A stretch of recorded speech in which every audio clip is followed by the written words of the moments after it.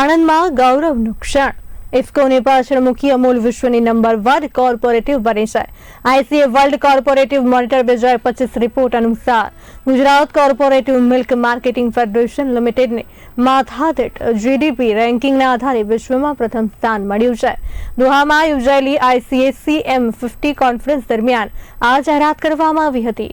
300 થી વધુ કોર્પોરેટિવ્સના જીડીપી આધારિત મોનિટરિંગ બાદ અમૂલે ટોચનું સ્થાન હાંસલ કર્યું છે.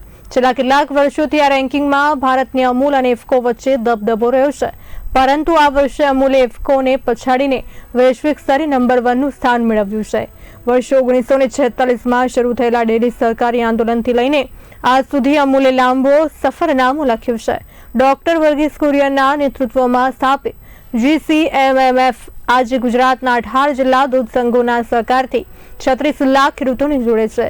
અમૂલનો કુલ કારોબાર હવે 90,000 કરોડ રૂપિયાથી વધુ છે, જે તેને વિશ્વની સૌથી મોટી ડેરી સહકારી સંસ્થા બનાવે છે.